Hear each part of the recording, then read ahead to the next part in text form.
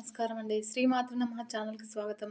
ఆ లలితా పరమేశ్వరి అమ్మవారి ఆశీస్సులు మనందరిపైన ఉండాలని సదా కోరుకుంటున్నాను. ఈరోజు కార్తీక గురువారము. పైగా సంకటహర చతుర్థి కూడా ఉంది. కనుక ఈ రోజున ఆ గణేశుని భక్తి శ్రద్ధలతో పూజించినట్లయితే మరియు ఆయన కథలను గురించి తెలుసుకున్నట్లయితే మనకు గల సర్వ విఘ్నాలన్నింటినీ తొలగించి సకల సౌభాగ్యాలను ప్రసాదిస్తాడు ఆ స్వామి. ఇంకా సంకటహర చతుర్థి వ్రతమహత్య కథలను భక్తిగా వినండి. అనిరుద్ధుడి వృత్తాంతము.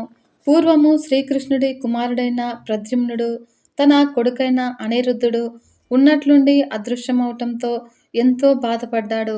ఆ విషయం తెలిసిన అతడి తల్లి అయిన రుక్మిణీదేవి ప్రద్యుమ్నుడితో, కుమారా, పూర్వము నీవు 6 రోజుల వయసులో ఉన్నప్పుడు శంబాసురుడు అనేవాడు నా పొత్తిళ్లలో ఉన్న నిన్ను అపహరించుకుపోయాడు. అప్పుడు నేను పుత్రవియోగంతో ఎంతో విలపించసాగాను. అలా చాలా కాలం గడిచింది. ఒకరోజు లోమశండు అనే మహర్షి మన గృహానికి విచ్చేశాడు. నేను ఆయన్ని భక్తిగా పూజించి నేను పడుతున్న బాధని చెప్పాను. అప్పుడు ఆ మహర్షి అత్యంత మహిమాన్వితమైన చతుర్థి వ్రతాన్ని ఉపదేశించాడు. నేను ఆ వ్రతాన్ని ఎంతో భక్తిగా, శ్రద్ధగా 4 సార్లు ఆచరించాను. ఆ వ్రత ఫలితంగా గణేశుడు అనుగ్రహించటంతో శంబాసుడి చెరలో ఉన్న నీవు తిరిగి నా దగ్గరకొచ్చావు. కనుక నాయనా, నీవు కూడా నాలాగానే గణేశ చతుర్థి వ్రతాన్ని ఆచరించు. తప్పకుండా నీ కుమారుడు తిరిగి నీకు లభిస్తాడు అని చెప్పింది. ఆ తల్లి మాట ప్రకారము ప్రద్యుమ్నుడు చతుర్థి తిథి నాడు భక్తి శ్రద్ధలతో ఎంతో వైభవంగా ఈ సంకటహర చతుర్థి వ్రతాన్ని ఆచరించాడు. అలా వ్రతం పూర్తయ్యాక గణేశుడి అనుగ్రహంతో తన పుత్రుడు బాణాసురుడి చెరలో ఉన్నట్లు నారదుడి ద్వారా తెలుసుకున్నాడు. ఈ విషయాన్ని ప్రద్యుమ్నుడు శ్రీకృష్ణుడికి తెలియజేసి ఎలాగైనా తన కుమారుని రక్షించమని కోరాడు. అయితే బాణాసురుడు పరమేశ్వర భక్తుడు, సాక్షాత్తు ఆ శంకరుణ్ణే తనకు రక్షగా ఉంచుకున్న తపోధనుడు. అలాంటి వాణ్ణి జయించటం ఎలా అని ఆలోచించాడు శ్రీకృష్ణ పరమాత్ముడు. అప్పుడు ఉద్ధవుడు అక్కడికొచ్చి ఈ చతుర్థి వ్రతాన్ని చేయమని సలహా ఇవ్వటంతో శ్రీకృష్ణుడు ఆ వ్రతాన్ని శ్రద్ధగా ఆచరించాడు. ఆ వ్రత ఫలితంగా బాణాసురుణ్ణి యుద్ధంలో అనాయాసంగా ఓడించి తన మనుమడైన అనిరుద్ధుణ్ణి అతడి ప్రేయసి ఉషతో సహా విడిపించి తీసుకొచ్చాడు. అయితే ఈ సంకటహర చతుర్థి వ్రతాన్ని కృతవీర్యుడు తన తండ్రి బ్రహ్మ ద్వారా తెలుసుకున్న ఈ సంకటహర చతుర్థి తనకు కలలో ఉపదేశించాక ఎంతో భక్తిగా, శ్రద్ధగా ఆ వ్రతాన్ని ఆచరించడమే కాకుండా ఏకాక్షర మంత్రాన్ని కూడా శ్రద్ధగా ఉపాసించాడు. అప్పుడు కృతవీర్యుడి భక్తి ప్రపత్తులకి మెచ్చిన ఆ గజాననుడు ప్రత్యక్షమై అతడికి సంతాన భాగ్యాన్ని ప్రసాదించాడు. అలా ఒక శుభముహూర్తంలో కృతవీర్యుడి భార్య గర్భాన్ని ధరించింది. 9 మాసాలు నిండాక ఒక పుత్రుణ్ణి ప్రసవించింది. అయితే ప్రారబ్ధవశాత్తు ఆ పిల్లవాడు 2 అందమైన తలలతోనూ, చేతులు, కాళ్ళు సరిగ్గా లేని వికృతమైన శరీరంతో జన్మించాడు. అలాంటి శిశువును చూసి మహారాణి ఎంతో కుమిలిపోయింది. అయ్యో, ఏ జన్మలో ఏ పాపం చేశానో కదా, ఈనాడు నాకిలాంటి వికారమైన పుత్రుడు జన్మించాడు. ఆ గజాననుడి వ్రతం చేసినా ఆయనకి మా మీద జాలి కలగలేదా? ఇలాంటి వాణ్ణి కనటం కన్నా గొడ్రాలిగా ఉండటమే మంచిది కదా. విప్రుల ఆశీర్వచనాలన్నీ అసత్యాలేనా? ఇక నేనేం చెయ్యాలి?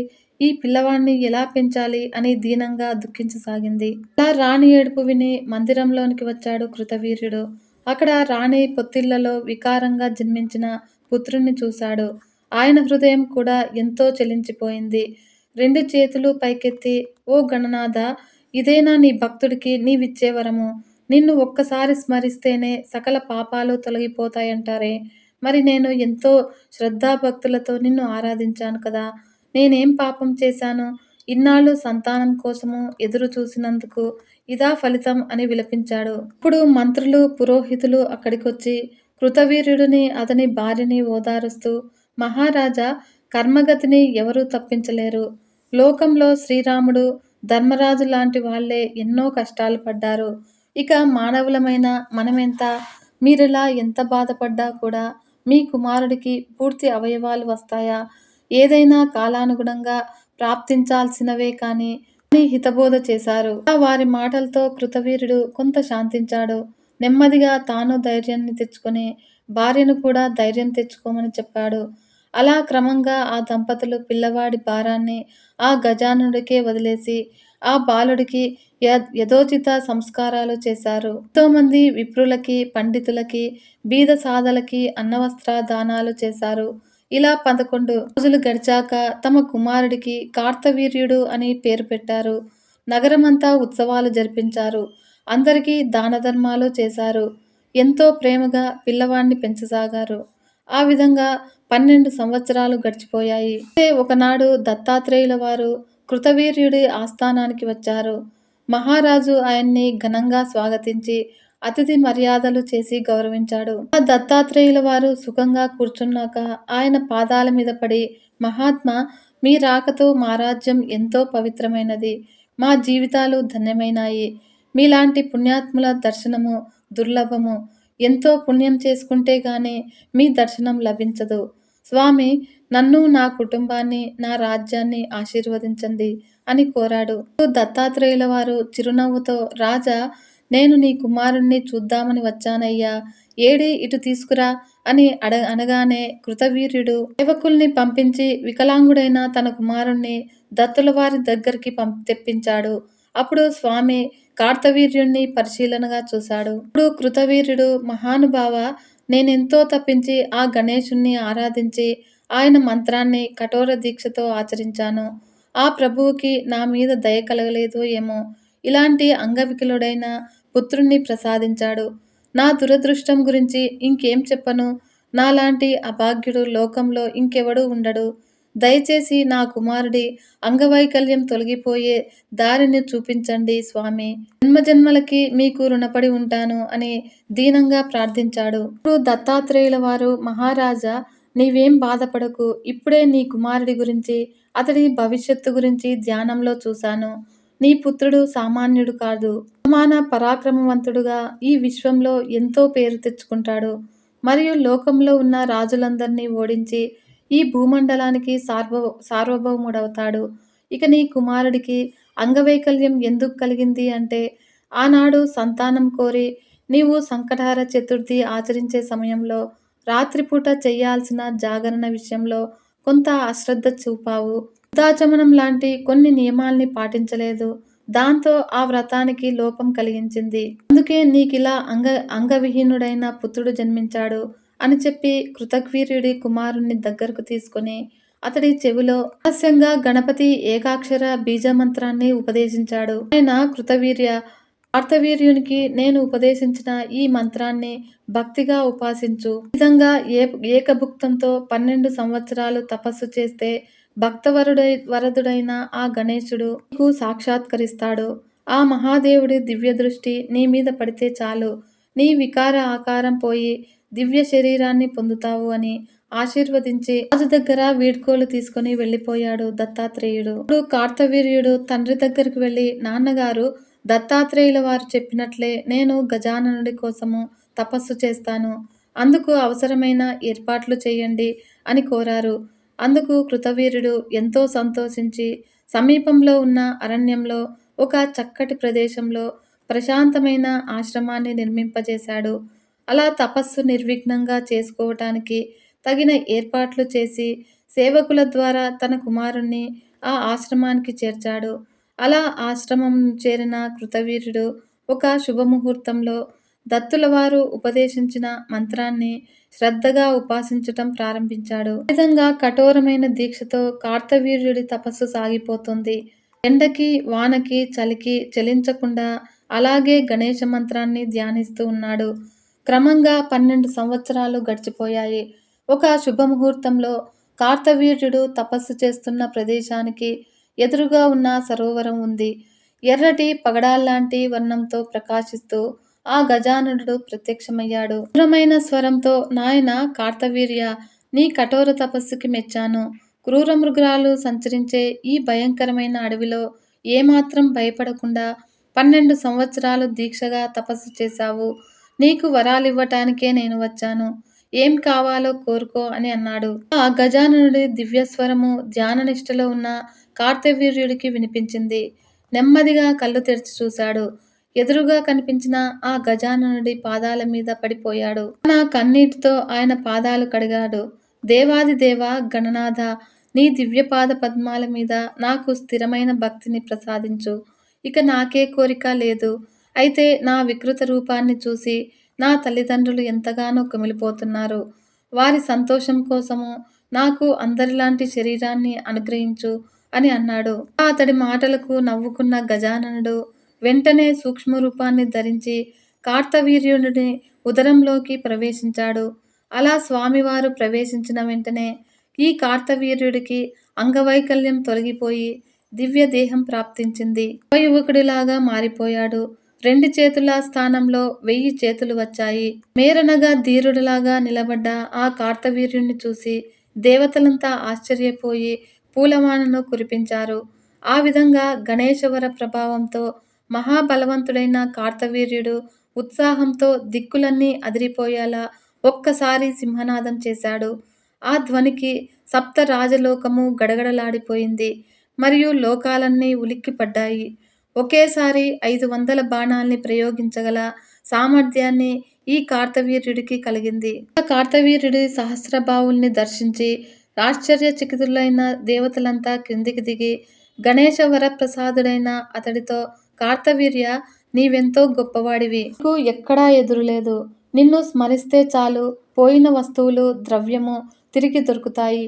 మరియు సకల లోకవాసులు బాధల్ని తొలగించగలిగే సామర్థ్యం కూడా నీకు లభిస్తుంది.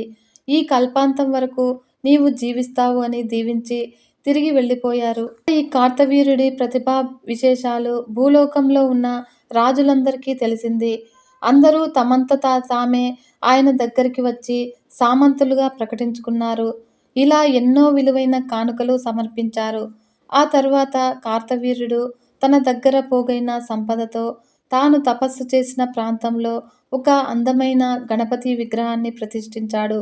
తాను ప్రతిష్ఠించిన స్వామికి ప్రవాళ గణపతి అన్న పేరు పెట్టి నిత్యము భక్తి శ్రద్ధలతో అర్చించసాగాడు. నాటి నుంచి ఆ దివ్యక్షేత్రము ప్రవాళ క్షేత్రం అనే పేరుతో సుప్రసిద్ధమైంది. ఆ క్షేత్రంలో చేసే తపస్సు సద్యో ఫలితాన్నిచ్చి అక్కడే పూర్వము ఆదిశేషుడు భూభారాన్ని మోసే సామర్థ్యాన్ని, సర్వజ్ఞత్వాన్ని, 1000 పడగల్ని ఈ గణేశుడి అనుగ్రహంతో పొందాడు. అలా తనకు వరాలు లభించిన ఈ క్షేత్రం మీదే ప్రేమతో అక్కడికి వచ్చి తాను కూడా ఒక గణపతి ప్రతిమని స్థాపించాడు. ఆ మూర్తికే ధరణీధరుడు అని పేరు. ఈ ధరణీమూర్తికి స్మరించినంతనే వారికి సకల కార్యాభివృద్ధి జరుగుతుంది. కొంతకాలం తర్వాత ఈ కార్తవీర్యార్జునుడు తల్లిదండ్రుల్ని చూడటానికి 1000 బాహువులతో తన రాజ్యానికి వెళ్ళాడు.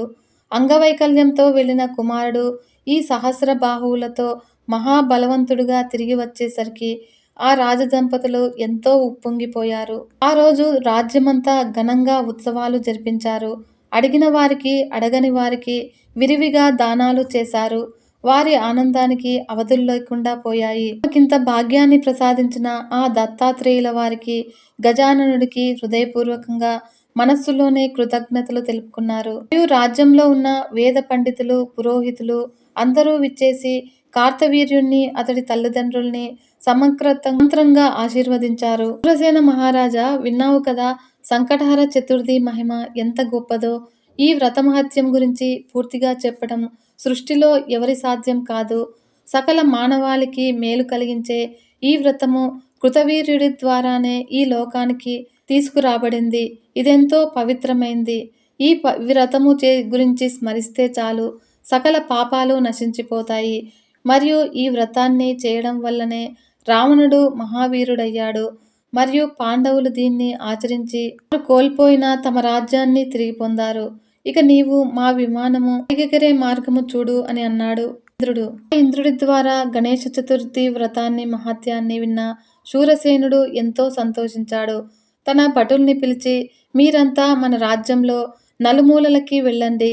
ఇంటింటికి వెళ్ళి ఈ సంకటహర చతుర్థి వ్రతాన్ని ఆచరించిన వాళ్ళు ఎవరైనా ఉంటే తక్షణమే ఇక్కడికి తీసుకురండి అని ఆదేశించాడు. వెంటనే రాజభటులు నగరంలోనికి వెళ్ళారు. ప్రతి ఇంటికి వెళ్ళి ఆ ఇంట్లో ఎవరైనా చతుర్థి వ్రతాన్ని ఆచరించారా అని విచారించసాగారు. అలా తిరుగుతూ ఉన్న వారికి ఆ ఇంటి దగ్గర దివ్య విమానం ఆగి కనిపించింది. అది చూసి ఆశ్చర్యపోయి ఆ ఇంటి దగ్గరికి వెళ్ళారు. ఇప్పుడు ఆ ఇంట్లో వాళ్ళంతా కుష్ఠవ్యాధితో పీడించబడుతూ గాయాల నుంచి రసికారుతూ ఉన్న ఒక చండాలి స్త్రీ వారికి కనిపించింది. ఆ స్త్రీని తీసుకువెళ్ళటానికే ఆ దివ్య విమానం వచ్చినందున విషయాన్ని విమానం నుంచి దిగిన గణేష దూతలు వారికి చెప్పారు. రాజభటులకి ఈ వింత ఏమిటో అర్థం కాలేదు. గణపతి దూతలారా, ఈ స్త్రీని చూస్తేనే చాలా వికృతంగా ఉంది మరియు జుగుప్సాకరంగా ఉంది. పైగా చండాలి కూడా కదా. మరిలాంటి పాపిని తీసుకువెళ్ళడానికి మీరొచ్చారేమిటి? అసలు ఈ దుస్థితి ఆమెకెలా కలిగింది? దయచేసి చెప్పండి అని ప్రార్థించారు రాజభటులు. ఇప్పుడు గణపతి దూతలు ఈ చండాలి వృత్తాంతాన్ని రాజభటులకు ఇలా చెప్పడం ప్రారంభించారు. మన ఛానల్ని ఫస్ట్ టైం చూస్తున్నట్లయితే ఈ వీడియో మీకు నచ్చినట్లయితే లైక్ చేయండి ఫ్రెండ్స్. మరియు మన ఛానల్ని సబ్స్క్రైబ్ చేసుకుని సపోర్ట్ చేయగలరని భావిస్తున్నాను. గణపతి దూతలు వారితో, రాజభటులారా, పూర్వము బంగాళం అనే దేశంలో సారంగధరుడనే క్షత్రియుడు ఉండేవాడు. అతడికి ఒక కుమార్తె ఉంది. ఆమె పేరు సుందరి. ఎంతో సౌందర్యవతి మరియు మునుల మనస్సుల్ని కూడా మోహింపజేసేంత అందమైన ఆమె. అయితే ఆమె ప్రారబ్ధవశాత్తు పెద్ద జానగా మారింది. జారణత్వంతో యువకుల్ని పతితుల్ని చేస్తూ స్వేచ్ఛగా సంచరిస్తూ ఉండేది. ఇంటిని వదిలివేసి ఒక వేశ్యలాగా నగరమంతా తిరుగుతూ కోరిన వాడితో రమిస్తూ కాలం గడుపుతూ ఉండేది. అలా విశృంఖలంగా తిరుగుతూ ఉన్న సుందరి ఒకనాడు చిత్రుడు అనే యువకుడిని చూసి వివాహం చేసుకుంది. వివాహమైనప్పటికీ ఆమె ప్రవర్తనలో ఏ మార్పు రాలేదు. అతన్ని కూడా మోసం చేసి అతడి ఆస్తినంతా తన విలాసాలకి ఖర్చు చేస్తూ ఉంది. ఒకనాటి రాత్రి భర్త నిద్రపోతూ ఉన్న సమయంలో సుందరి చక్కగా అలంకరించుకొని నెమ్మదిగా తన విటుడి దగ్గరకు బయలుదేరింది. అంతలో మెలకు వచ్చిన చిత్రుడు తన భార్య బయటికి వెళ్తుండటంతో గమనించి ఆమె చెయ్యి పట్టుకుని ఆపాడు. నీచురాలా, భర్తను నేనుండగా విటుడు కోసము వెళ్ళి జారత్వం ప్రదర్శిస్తావా? నీకేమైనా బుద్ధుందా? అసలు సరైన ఆడదానివేనా అని తీవ్రంగా మందలించాడు. ఆ భర్త మాటలు విని సుందరిలో ఉన్న ఆగ్రహాన్ని తట్టిలేపాయి. అప్పటికి తన ఆవేశాన్ని ఎలాగో ఆపుకుంది. కొద్ది రోజులు అయిన తర్వాత ఒకనాటి అర్ధరాత్రి చిత్రుడు నిద్రపోతున్న సమయంలో ఒక పెద్ద కత్తితో అతన్ని పొడిచి తన విటుడితో పారిపోయింది. నాడు ఉదయము ఈ విషయాన్ని ఇరుగు పొరుగు వారు తెలుసుకుని చిత్రుడి దీనస్థితికి జాలిపడి వారే అతడికి అంత్యక్రియలు చేయించారు. దీనంతటికీ కారకురాలైన సుందరి గురించి రాజుగారికి ఫిర్యాదు చేశారు. అప్పుడు రాజు వెంటనే ఆమెను పట్టి బంధించి తెమ్మని భటుల్ని పంపగా వారు దారి కాచి ఒకనాడు సుందరిని బంధించి రాజు ముందు నిలబెట్టారు. అప్పుడు ఆ మహారాజు ఆమె చేసిన పాపాలకి మరణశిక్ష విధించాడు. భటులు వెంటనే దాన్ని అమలుపరిచారు. ఆ సుందరి మరణించగానే యమదూతలు వచ్చి ఆమెను ఈడ్చుకుపోయి నరలోకంలోని గుడి దగ్గర ఉన్న నరకలోకంలో పడేశారు. ఈ నరకంలో ఎన్నో రకాల యాతనలు పడుతూ తాను చేసిన తప్పుల్ని గుర్తు తెచ్చుకుంటూ ఎంతో దుఃఖించింది. అలా నరకంలో ఒక కల్పాంతం వరకు శిక్షలను అనుభవించిన ఆమె తిరిగి ఒక చండాల స్త్రీగా కుష్ఠవ్యాధితో మీ రాజ్యంలో జన్మించింది. నాడి చండాలి బాగా మద్యం తాగి మతి తప్పి భిక్షాటన కోసము ఇల్లిల్లు తిరుగుతూ చంద్రోదయ సమయానికి ఈ సంకష్టహర చతుర్థి వ్రతం చేస్తున్న ఒకడి ఇంటి దగ్గరికి వెళ్ళింది. అక్కడ వారు పెట్టిన గణేశుడి ప్రసాదాన్ని భుజించింది. ఆ సమయంలో గణేశుణ్ణి మనసారా స్మరించింది. ఆనాడు ఈమె చేసిన పుణ్యం కారణంగానే గణేశ లోకానికి వెళ్ళే అర్హత సంపాదించుకుంది. అందుకే ఈమెని సశరీరంగా తీసుకువెళ్ళటానికి వచ్చాము అని అన్నారు. కథనంతా విన్న రాజభటులు తమ రాజు తమని ఎందుకు పంపింది, ఇంద్రుడి విమానము ఎలా కూలిపోయింది, అది తిరిగి పైకి లేవాలంటే ఏం చేయాలి అన్న విషయాల్ని మొత్తము గణపతి దూతలకి చెప్పి, ఓ గణేశ దూతలారా, మా ప్రభువు ఇంద్రుల వారికి మాటిచ్చారు. ఇంద్రుడు కూడా దేవలోక ప్రభువే కదా. మీరు దయతలచి ఈ చండాల్ని మాతో పంపిస్తే ఈమె చేత చతుర్థి వ్రత దర్శనం ద్వారా ఆమెకి లభించిన పుణ్యాన్ని ధారపోయించి ఇంద్రుడి విమానాన్ని తిరిగి వెళ్ళిపోయేలా చేస్తాము. దయచేసి మా మాట మన్నించండి అని కోరారు. ఇప్పుడు గణపతి దూతలు, రాజభటులారా, ఈమెను మీతో పంపటం కుదరదు. అందుకు మా ప్రభువు అనుమతి లేదు. ఇక మీరు వెళ్ళొచ్చు అంటూ ఆ చండాల స్త్రీని నెమ్మదిగా తమ విమానం ఎక్కించారు. ఆ విమానం ఎక్కటంతో ఆమెకి దివ్య శరీరం ప్రాప్తించింది. మంగళనాదాలు వినిపిస్తూ ఉండగా గణేశ దూతలు ఆమెతో సహా గణపతి లోకానికి బయలుదేరారు. విషయాన్నే పరుగు పరుగున వెళ్లి శూరసేనుడికి చెప్పారు భటులు. అంతలో గణపతి లోకానికి వెళ్తున్న విమానం నలువైపులా దివ్య కాంతుల్ని వెదజల్లుతూ దిగిలోకి ప్రయాణిస్తూ వారికి కనిపించింది. ఆ విమానంలోంచి దివ్య రూపాన్ని దర్శించిన చండాలి ఒక్కసారి కిందకి చూసింది. ఆమె దివ్య దృష్టి ఇంద్రుని విమానం మీద పడింది. అంతే, ఆమె పుణ్యప్రభావంతో ఇంద్రుని విమానం కూడా పైకి లేచింది. ఆ దృశ్యాన్ని చూసి అందరూ ఆశ్చర్యపోయారు. శూరసేనుడు ఇంద్రుడికి వీడ్కోలు చెప్పి ఈ వింతను తలుచుకుంటూ అంతఃపురానికి వెళ్ళిపోగా దివ్య శరీరాన్ని ధరించిన చండాలి గణపతి లోకాన్ని చేరుకుంటుంది. ఈ విధంగా ఇంద్రుడి ద్వారా సంకటహర చతుర్థి గొప్పతనాన్ని విన్న శూరసేనుడికి కూడా తాను కూడా ఆ దివ్య వ్రతాన్ని చేసి గణేశుడి అనుగ్రహం పొందాలన్న సంకల్పం కలిగింది. తన మందిరానికి చేరుకొని వెంటనే కులగురువైన వశిష్ఠుల వారికి కబురు పెట్టారు. ఆయన రాగానే అర్ఘ్యపాద్యాదులతో సత్కరించి మహానుభావ గురుదేవ, ఇటీవలే ఇంద్రుడి ద్వారా సంకటహర చతుర్థి వ్రతము గొప్పతనాన్ని తెలుసుకున్నాను. దయచేసి తమరు మంచి ముహూర్తం నిర్ణయించండి. నాకు కూడా ఆ వ్రతాన్ని చెయ్యాలని ఉంది అని కోరారు. వశిష్ఠుల వారు ప్రశాంతంగా, మహారాజా, వచ్చే మాఘమాసంలో బహుళపక్షంలో వచ్చే చతుర్థి ఎంతో విశేషమైంది.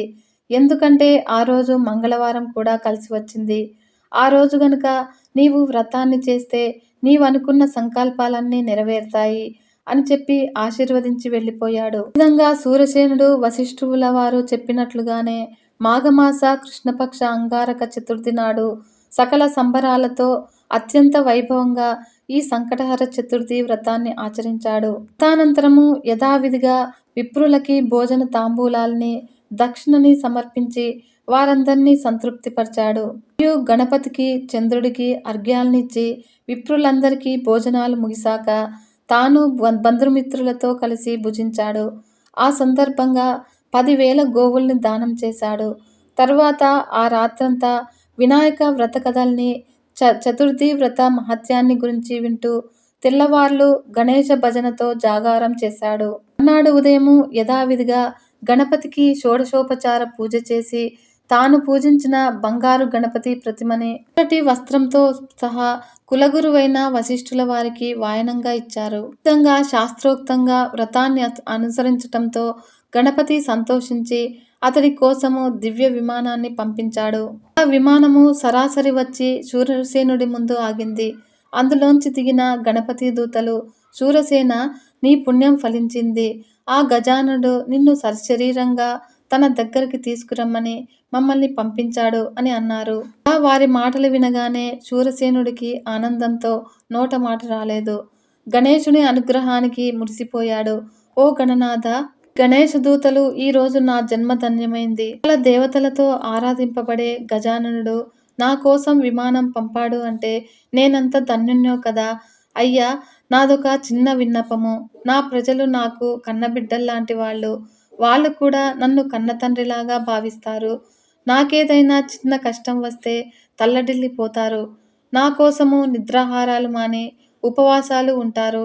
అలాంటి నా ప్రజల్ని వదిలేసి నేనొక్కడ్నే మీతో రావటము ధర్మం కాదు.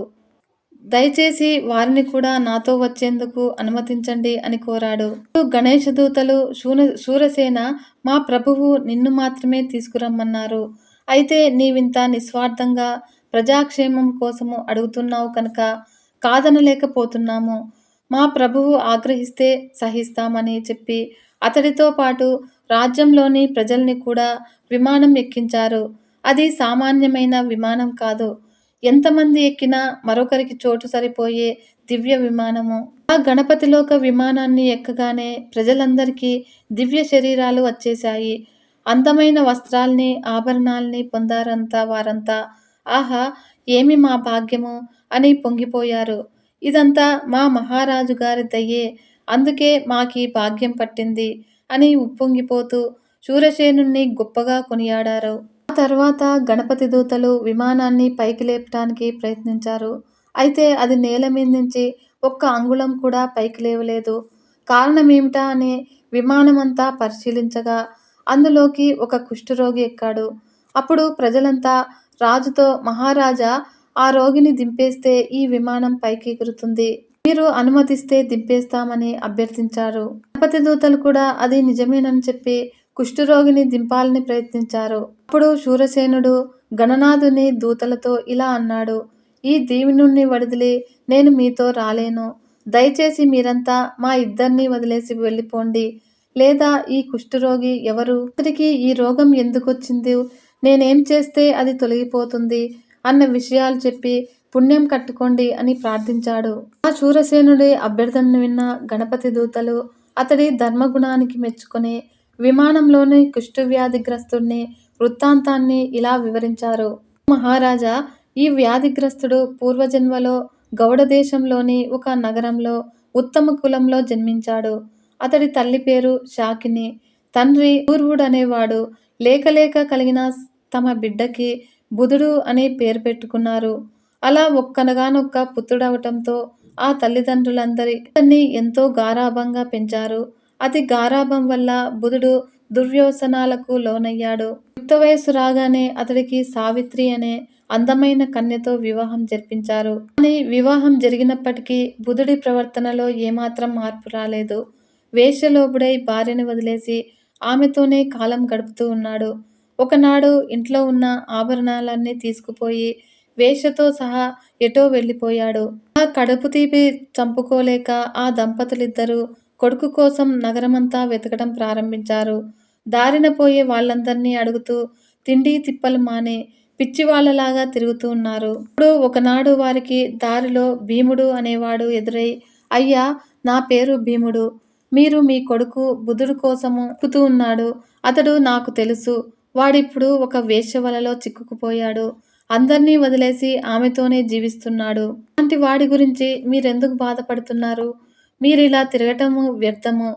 ఇంటికి వెళ్ళిపోండి. వాడు మీతో రానే రాడు అని చెప్పాడు. మాటలు వినగానే దూర్వుడికి ఆగ్రహం వచ్చింది. భార్యని ఇంటికి పంపించి ఆ వేశ్యగృహము ఎక్కడుందో తెలుసుకొని అక్కడికి వెళ్ళాడు. లోపలికి వెళ్ళి చూసేసరికి బుధుడు హాయిగా వేశ్యతో కలిసి మద్యం సేవిస్తూ సరస సల్లాపాలాడుతూ ఉన్నాడు. ఆవేశం ఆపుకోలేని దూర్వుడు, ఓరి దుష్టుడా, నీతో ఎంతో అల్లారుముద్దుగా పెంచామే, మంచి పిల్లతో వివాహం జరిపించాము నీకు. నీకిదేం పాడు బుద్ధిరా? ఎందుకు మమ్మల్నిలా క్షోభ పెడతావు? నీ పాపానికి ప్రాయశ్చిత్తమే లేదు అంటూ శాపనార్థాలు పెట్టాడు. తండ్రి శాపనార్థాలు విన్న బుధుడికి చిర్రెత్తుకొచ్చింది. తాగిన మైకంలో వెనుక ముందు చూడకుండా అక్కడున్న కర్రను తీసి తండ్రి తల మీద గట్టిగా బాదాడు. ఆ దెబ్బకి దూర్వుడు రక్తం కక్కుని అక్కడికక్కడే ప్రాణాలు కోల్పోయాడు. ఈ విధంగా చనిపోయిన తండ్రి శవాన్ని తీసుకువెళ్ళి పక్కనున్న కాలువలో పడేసి తిరిగి యథాప్రకారము వేశ్యతో రమించాడు. ఆ మర్నాడు ఉదయం కూడా బాగా తాగి అదే మత్తులో తన ఇంటికి వెళ్ళాడు. అక్కడ తల్లి నిద్రపోతూ కనిపించింది. అప్పుడు పశువులాగా మారిన బుధుడు కన్న తల్లిని కూడా చూడకుండా ఆమె నోట్లో గుడ్డలు కుక్కి కర్రతో కొట్టి చంపేశాడు. ఆ శవాన్ని ఇంటి వెనుకనున్న పొదల్లో పడేసి ఏమీ తెలియనట్లు వెళ్ళిపోయాడు. ఆ మర్నాడు విషయం తెలుసుకున్న ఇరుగు పొరుగు వాళ్ళిద్దరి శవాలకి తామే దగ్గరుండి అంత్యక్రియలు నిర్వహించారు. ఇంత దుర్మార్గానికి ఒడిగట్టిన బుధుడు ఏమీ తెలియని వాడిలాగా పక్క గ్రామంలో పుట్టింట్లో ఉన్న భార్య దగ్గరికి వెళ్ళాడు. రాక రాక వచ్చిన భర్తను చూసి మురిసిపోయిన ఆ ఇల్లాలు అతన్ని చాలా గౌరవించింది. మరియు అతడు స్నానం చేసి వచ్చాక చక్కగా వడ్డించి పెట్టింది. పాపాత్ముడైన బుధుడు ఎలాంటి చింత లేకుండా హాయిగా తిన్నాడు. ఆ రోజు రాత్రి బుధుడు ప్రశాంతంగా కూర్చున్నప్పుడు దగ్గరికి చేరి సపర్యలు చేస్తూ, నాథా, ఇకనైనా మీరు మంచి మార్గాన్ని అనుసరించండి. మీరిలా ఇల్లొదిలి వేశ్యావాటికలకి వెళ్తే వాళ్ళెంత బాధపడుతున్నారో తెలుసా? ఇరుగు పొరుగు వాళ్ళు నన్ను సూటిపోటి మాటలు అంటూ ఉంటే నేను తట్టుకోలేక ఇలా నా పుట్టింటికి వచ్చేశాను. ఏదైనా కష్టపడి సంపాదించుకుంటే వచ్చే గౌరవం ఇలా మద్యానికి బానిసై తిరిగితే రాదు. దయచేసి నా మాటలు వినండి. ఇంటి పట్టునే ఉండండి. మా తల్లిదండ్రులు తీర్థయాత్రలకు వెళ్ళారు. అక్కడ నేనొక్కదాన్నే ఉన్నాను. మీరు కూడా నాకు తోడుగా ఉండిపోండి. వారు తిరిగి వచ్చాక ఇద్దరము మీ ఇంటికి వెళదాము అని హితబోధ చేసింది. ఇప్పుడు బుధుడికి భార్య మాట వినేసరికి చిర్రెత్తుకొచ్చింది. ఓసే, ఎంత ధైర్యమే నీకు? ఏదో భార్యవు కదా, చూసి పోదామని వస్తే నాకే నీతులు బోధిస్తావా? నా ఇష్టము, నేనెవరితోనైనా తిరుగుతాను, ఏదైనా చేస్తాను. చెప్పటానికి నువ్వెవరు? నా దారిని అడ్డొస్తే నీ ప్రాణాలు తీసేస్తా అని అన్నాడు. ఆ భర్త మాటలు విని సహనం చచ్చి సుందరి తిరిగి ఆవేశంగా మీరింతే ఎంత చెప్పినా మారరు. కన్న తల్లిదండ్రుల అంటేనే మీకు లెక్కలేదు. ఇక నా మాటేం వింటారు అంది. తనని ఎదిరించేసరికి బుధుడికి ఆగ్రహం వచ్చింది. వెంటనే ఆమెని పీక పిసికి చంపేశాడు.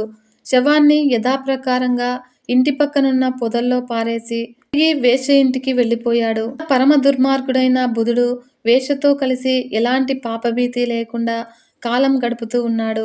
వాడి కర్మకాలి ఒకానొకనాడు సమీపంలోని అరణ్యానికి వెళ్ళాడు.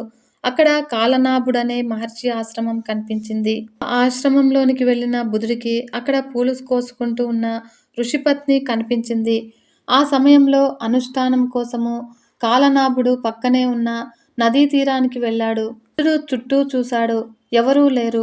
అదే సమయమని గ్రహించి ఋషిపత్నిని బలాత్కారం చేశాడు. బుధుడి చేతిలో మానం కోల్పోయిన ఋషిపత్ని శారీరకంగా వాణ్ణి ఏమీ చేయలేక ఎంతో కోపంతో, ఓరి త్రాష్టుడా, కామంతో కళ్ళు మూసుకుపోయిన నా జీవితాన్ని నాశనం చేశావు.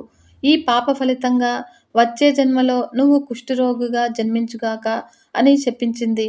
దాంతో భయపడిపోయిన బుధుడు తిరిగి వేశ్య ఇంటికి వచ్చేశాడు. ఆనాటి నుంచి అతడి చెవుల్లో ఋషిపత్ని అన్న మాటలే వినిపించసాగాయి. వచ్చే జన్మలో కుష్ఠరోగిగా గ్రస్తుడిగా పుడతాను అన్న దిగులుతో మంచం పట్టి కొన్నాళ్లకు మరణించాడు. ఇప్పుడు యమదూతలు వచ్చి అతన్ని నరకానికి తీసుకుపోయి అత్యంత భయంకరమైన శిక్షల్ని అనుభవింపచేశారు.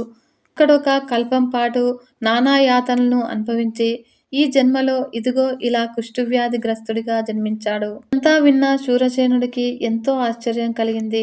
దూతలారా, దయచేసి నా మాట మన్నించండి. ఈ దౌర్భాగ్యుడి పాపానికి తగిన పరిహారాన్ని చెప్పండి.